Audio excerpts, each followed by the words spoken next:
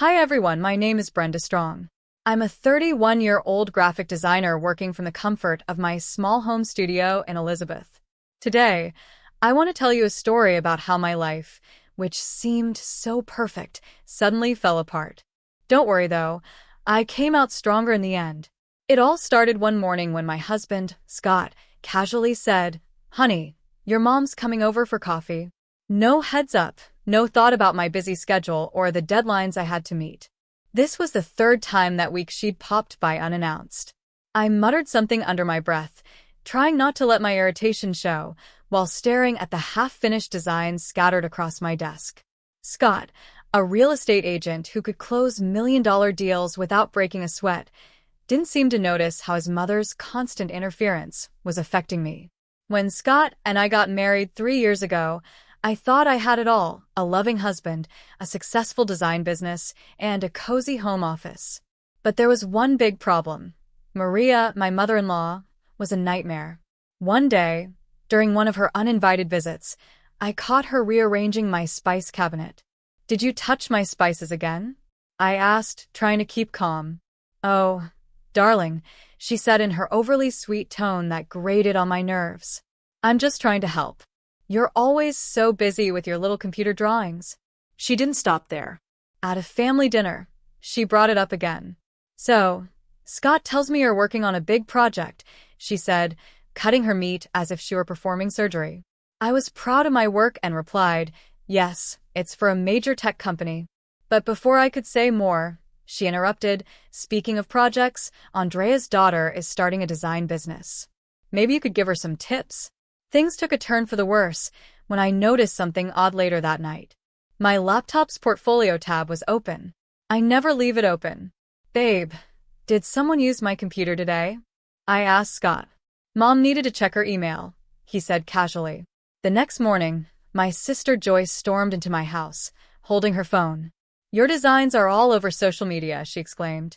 I grabbed her phone and saw what she meant. Andrea's daughter had posted designs identical to mine just hours before I was supposed to present them to a client. "This isn't a coincidence," Joyce said firmly. I was stunned. How could someone steal my work so blatantly?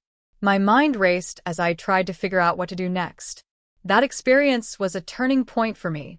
It forced me to reevaluate my boundaries and stand up for myself, both personally and professionally. It wasn't easy, but in the end, I grew stronger and more confident in handling difficult situations. This chaos taught me to protect what I've worked so hard to build.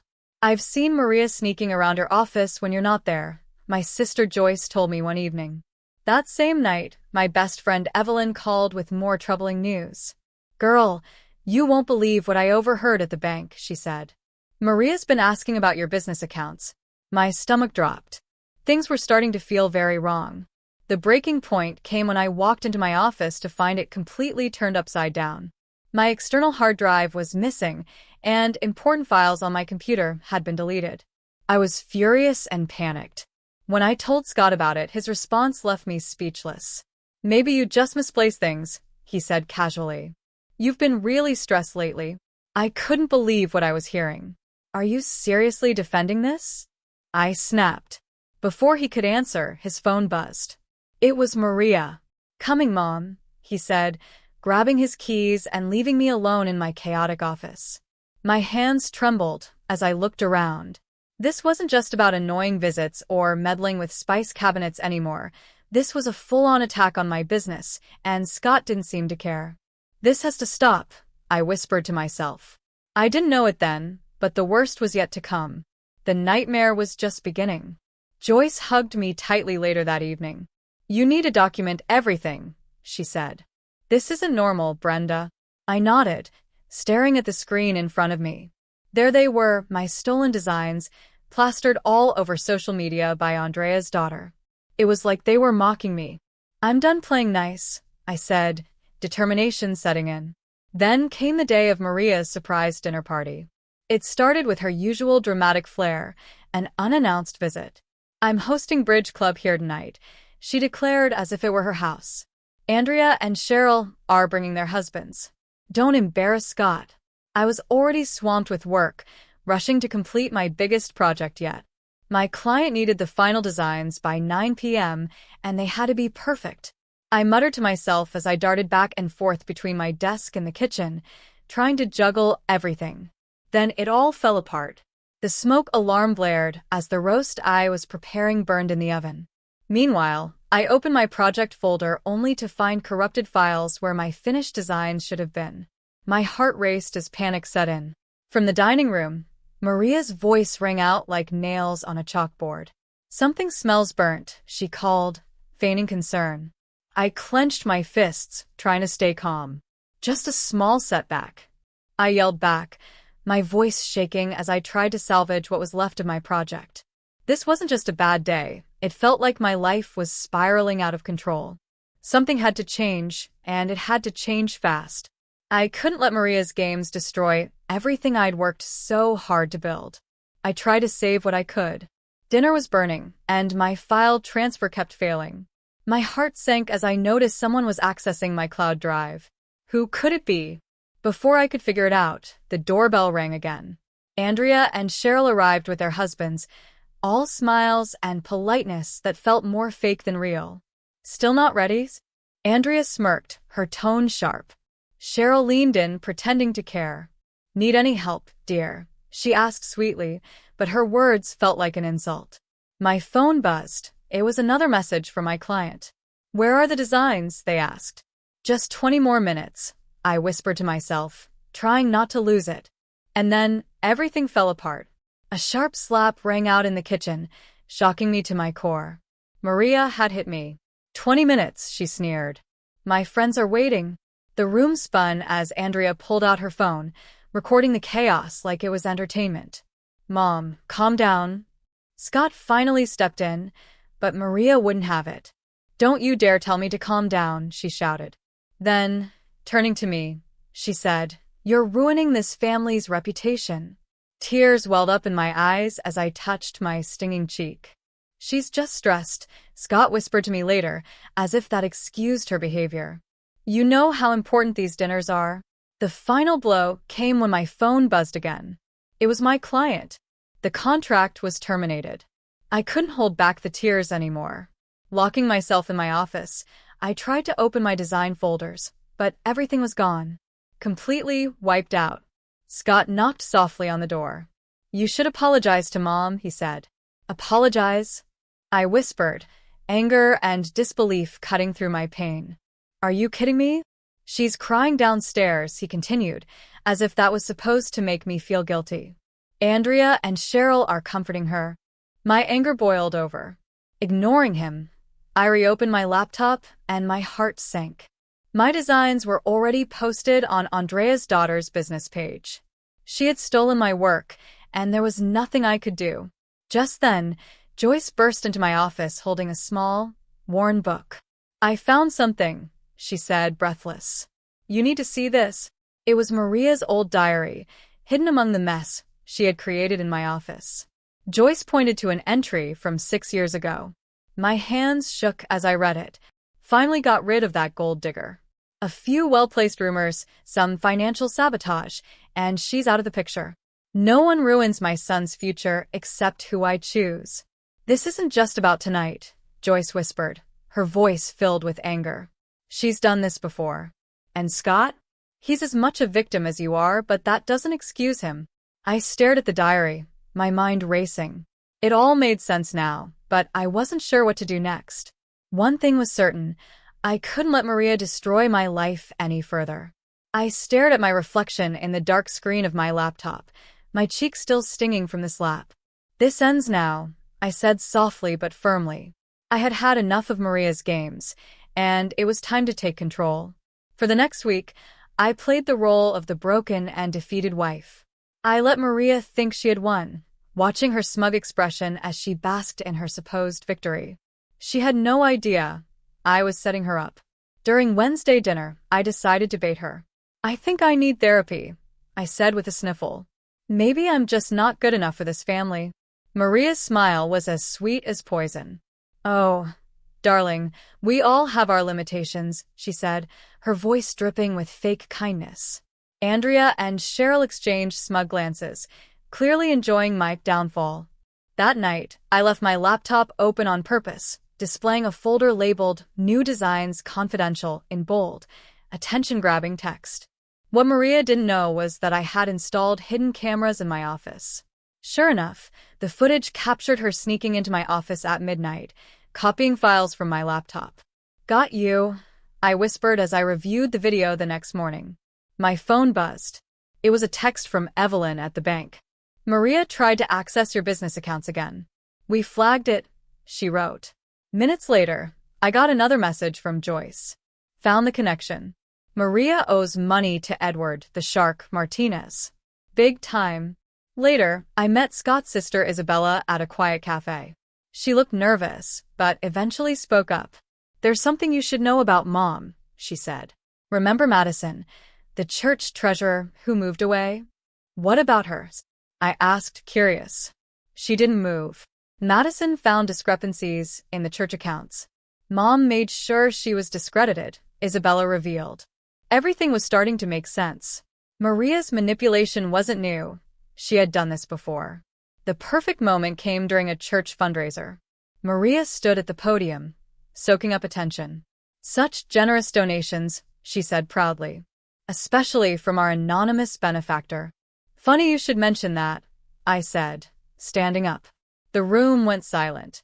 "The bank has some questions about those donations." Maria's face twitched. "This isn't the time," she said, her voice strained. "It's never the time, is it?" I shot back. Just like it wasn't the time when Madison found the missing money. The air was thick with tension. "How dare you?" Andrea snapped, rushing to defend Maria. "Show them the transfers, Maria," I challenged. "Show them where the money really went." Cheryl grabbed her purse, looking ready to flee. Maria lunged toward me, but Isabella stepped in between us. "Enough, Mom," Isabella said firmly, her voice steady. Maria froze, her mask of control slipping. For the first time, it felt like the truth was winning, and Maria's reign of manipulation was crumbling. "I found your gambling receipts," I said, holding up the evidence. Scott froze, his perfect image of a happy family shattering before my eyes. "Baby, she's lying," Maria cried out, turning to him with desperation. "Your wife is trying to destroy us." My phone buzzed and I glanced at the screen. A message popped up. "The startup using your stolen designs just got served a cease and desist order." Smiling, I turned to Maria. "Check your phone, Maria," I said calmly. "Andrea's daughter is looking for you." Maria's face went pale as she read the message. "You set me up," she hissed, her voice full of venom. "No," I replied firmly. "You did this to yourself. Every file you stole was watermarked. Every secret conversation was recorded. Every shady bank transfer was tracked." Isabella stepped forward and stood beside me. "The church board wants to see you, Mom," she said firmly. "Now." "Scott, do something." Maria screamed, panic evident in her voice. But Scott just stood there, frozen, as the truth about his mother finally sank in. For once, he couldn't deny what was happening. "Meeting someone later?" I asked, pretending to be innocent. "Maybe Edward Martinez?" At the mention of the loan shark's name, Maria's eyes widened in fear. Whispers rippled through the crowd, and the carefully crafted mask she wore began to crumble. "This isn't over," she hissed, grabbing her designer bag and trying to maintain her dignity. "Actually, it is," I said coolly. "The FBI is very interested in those offshore accounts you've been using." Maria stormed out, her world falling apart around her. As she left, I caught sight of Andrea and Cheryl trying to slip away unnoticed. "Don't forget your recordings," I called out after them. "The ones you edited to make me look crazy? I have the originals." Andrea and Cheryl froze in their tracks, their faces filled with guilt. Moments later, I watched as they were led out of the church hall in handcuffs. Justice at last. The room emptied, leaving Scott standing alone. "Brenda, he began, his voice shaky and uncertain. I raised my hand to stop him. "Save it," I said firmly. "The divorce papers are on your desk." 1 year later, I stood at the podium, accepting the award for Most Innovative Agency of 2023 at the Digital Design Awards. The applause filled the room, a symbol of how far I had come. My business was thriving, and my life was finally my own.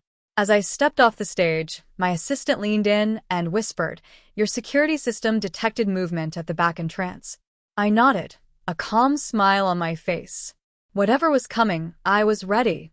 I had rebuilt my life, and nothing would bring me down again. I glanced at the surveillance feed on my office screen. Maria, who once flaunted her designer outfits, now wore a worn waitress uniform. She was arguing with the security guard at the building entrance. "Ma'am, you're not on the list," the guard said firmly. "But that's my daughter-in-law," Maria pleaded. "Ex-daughter-in-law," I murmured to myself, watching her desperation play out on the screen. My phone buzzed with a text from Joyce. "Turn on Channel 8. I grabbed the remote and switched on the news. Breaking news flashed across the screen, showing Andrea and Cheryl being escorted from their homes in handcuffs. "The suspects are charged with multiple counts of fraud and conspiracy," the news anchor reported. Another message buzzed on my phone. This one was from Scott. "Can we talk? I've been in therapy. I understand everything now." I stared at the screen for a moment before deleting the message. It was too late for apologies. At the after-party for the awards ceremony, a young designer approached me. "Miss Strong," she asked nervously, "is it true about Maria Thompson's gambling?" "Old news," I replied, taking a sip of champagne. "Focus on your designs." Isabella joined me a few minutes later, looking elegant and confident in her new business attire. "Mom's working at Denny's now," she said casually. She tried getting help from her old church friends, but most of them are either in jail or pretending they never knew her. I smiled. "What about the loan sharks?" "They took everything," Isabella replied. "Even her precious china collection." My phone buzzed again, this time a message from Evelyn at the bank. "Maria tried to open a new account today. Denied. She's on every fraud watch list." Later that night, I was alone in my office when I opened an email from Scott's lawyer. "Final divorce settlement ready for signature." Without a second thought, I clicked approve. Just as I was getting ready to leave, my security system pinged again. Maria was sitting in a beat-up car outside the building. "Should we call the police?" my assistant asked. "No need," I replied. "She can't hurt me anymore." I gathered my awards and designs, turned off the lights, and walked out the front entrance. Maria's car was still parked outside, but I didn't even glance her way. She was part of my past, and I was done letting her control any part of my life. Some people might call it karma, but I call it justice. As I stepped into my car, my phone buzzed one last time, a notification that Maria's latest loan shark victim story had gone viral. I smiled, deleted it, and drove away, ready to embrace my new life. The weight of the past was finally gone, and for the first time in years, I felt completely free. I often reflect on a question that lingers in my mind. Was I too harsh by refusing Scott's apology? He grew up under Maria's control, and it's clear now that he was a victim of her manipulation too. Breaking free from toxic family patterns and generational trauma is no small task. Some might say that when someone shows genuine growth, they deserve a second chance. But in the end, I chose to focus on my peace and my own success over reconciliation. It wasn't an easy choice, but it felt like the right one for me. What would you have done in my position? Could you forgive someone who had enabled years of gaslighting and emotional pain, even if they finally realized the damage they caused? Or do some bridges, once burned, deserve to stay that way? It's a tough decision, one that many people face in their lives. I want to hear from you. Have you ever had to choose between forgiveness and protecting yourself? How did it turn out for you? Was it worth it to forgive, or was walking away the best thing you could have done for yourself? Share your thoughts and experiences in the comments below. I think this is a conversation we all can learn from. For me, walking away wasn't about holding on to anger or resentment. It was about making a decision to prioritize my well-being. After everything I went through, I knew I had to set boundaries and move forward without looking back. That decision didn't come from a place of hate. It came from a place of self-respect. If my story resonates with you, Consider giving this a like or subscribing for more real-life stories about standing up to toxic people and learning to choose yourself. Sometimes, the strongest thing we can do isn't fighting back or trying to fix the situation. Sometimes, the strongest thing is knowing when to walk away and never look back.